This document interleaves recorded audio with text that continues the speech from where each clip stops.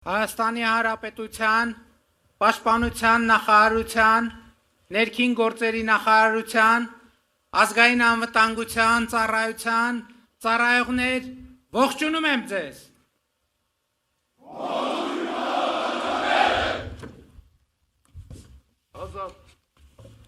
Հայաստանի Հանրապետության մեծարգո նախագահ, Ազգային ժողովի մեծարգո նախագահ,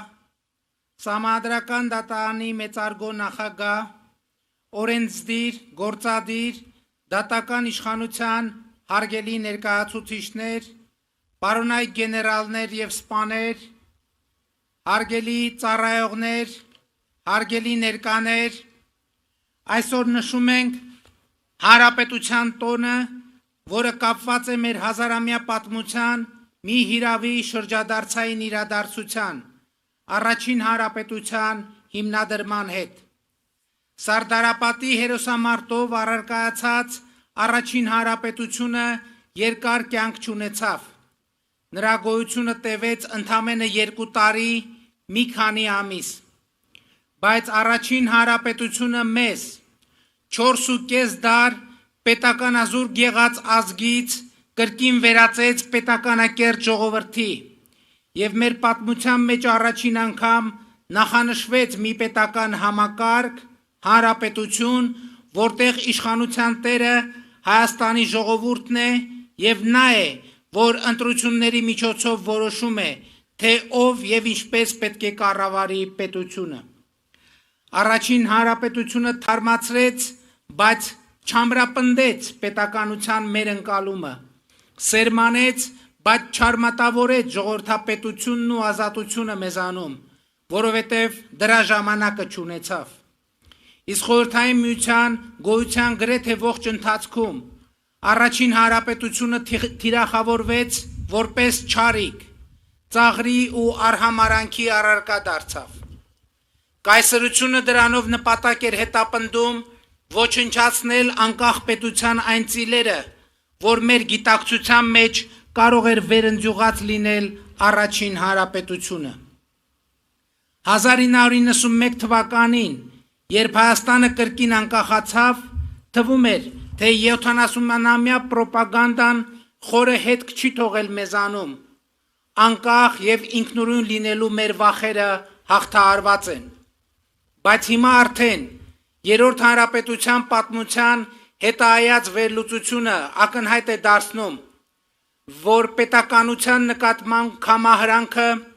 ինքնիշխանությունից ու ինքնուրույնությունից մեր վախերը լիարժեք հաղթահարված չեն։ Պատմությունն ու աշխարհը մենք շարունակում ենք հաճախ ընկալել այն բանաձևերով, որ ԽՍՀՄ կայսերական քարոզչությունը հետևողականորեն սերմանել է մեզանում։ Այս է պատճառը, որ համոզված եմ, մեր պետության ու մեր ինքնության հարատևությունը ապահովելու համար առաջին հերթին հենց սա պետք է հաղթահարենք, ինչի արդյունքում կկարողանանք արձանագրել և մարսել մի քանի առանցքային իրողություն։ Իրողություն թիվ 1. Մեր ինքնությունը մեր պետությունն է։ Մեր պետությունն է մեր ինքնությունը, որովհետև բոլոր այն հատկանիշներն, որ պայմանավորում են մեր ինքնությունը, ձեռք են բերվել, ձևավորվել ու հաստատվել են պետականության շնորհիվ, այսինքն պետականության գոյության պայմաններում, պետական որոշումներով և կամ պետական աջակցությամբ։ Իրողություն թիվ 2. 29743 քառակուսի կիլոմետր միջազգայինորեն ճանաչված տարածքով Հայաստանի Հանրապետությունը մեր ժողովրդի ոչ թե կորուստների, այլ ձեռքբերումների արտահայտություն է։ Մեր ժողովուրդը հայրենիք փնտրելու կարիք չունի այլևս, հայրենիքի մասին երազելու անհրաժեշտություն չկա, որովհետև մեր երազանքները իրագործված են, հայրենիքը գտնված իդեմս Հայաստանի Հանրապետության, իդեմս պետության։ 2020 թվականից ի վեր անցնելով դաժան փորձությունների միջոցով, մեր նահատակների կյանքի գնով մենք մեր ինքնիշխանությունը զարգացնելու, պետականությունը գիտակցելու ու հարատև դարձնելու պատմական հնարավորություն ենք ստացել։ Այսօր մենք ավելի պետություն ենք, քան երբևէ, ավելի ինքնիշխան ենք, քան երբևէ, ավելի անկախ ենք, քան երբևէ։ Իրողություն թիվ 3 Վերջին 4.5 դարվա մեր պատմությունը, պատմական Հայաստանը մեզ մեկական հիմնական ուղերձ են հղում։ Մի կրկնեք այդ պատմությունը, մի գնացեք իմ ճանապարհով, մի կրկնեք ինձ, սա մեջբերում է վերջին 450 տարվա մեր պատմության եւ պատմական Հայաստանի ուղերձից։ Սրանք են այն ուղերձները, որ պատմությունը եւ պատմական Հայաստանը հղում են մեզ, եւ Հայաստանի Հանրապետության ժողովրդի ընտրությամբ ձևավորված կառավարությունը ըմբռնել եւ իրագործում է պատմական այս ուղերձը։ Իրողություն թիվ 4 Արտաքին ուժերի կողմից երաշխավորված անվտանգությունը խաբուսիկ է։ Մենք ինքներս ենք մեր անվտանգության երաշխավորը եւ այդ անվտանգության երաշխավորման գործուն միջոցներն են առաջին հերթին քաղաքական դիվանագիտական գործիքները, անմիջական հարևանների հետ հարաբերությունների կարգավորումը, հարևանների եւ ոչ թե հեռավորների հետ խաղաղություն հաստատելը, եւ այս հենքի վրա բալանսավորված եւ բալանսավորման արտաքին քաղաքականություն վարելը եւ նրա ստեղծած հնարավորությունները։ Իրողություն թիվ 5 Պետությունը պատասխանատվություն է, ազատությունը պատասխանատվություն է, հարության ու յուրաքանչյուր անհատի երկարաժամկետ ազատությունն ու բարեկեցությունը ուղիղ համեմատական են այս իրողության հանրային եւ անհատական գիտակցման եւ այդ գիտակցումից բխող վարվելակարգի հետ։ Ազատության եւ պետության նկատմամբ ունեցած պատասխանատվության շրջանցումը թե ազատության եւ թե պետականության կորստի ճանապարհ են։ Այդ պատասխանատվության կատարման որակն ու այդ պատասխանատվության նկատմամբ ունեցած հարազատությունը յուրաքանչյուր քաղաքացու ազատության եւ բարեկեցության երաշխիքն են։ Հենց այս իրողություններն է արձանագրում իրական Հայաստանի գաղափարախոսությունը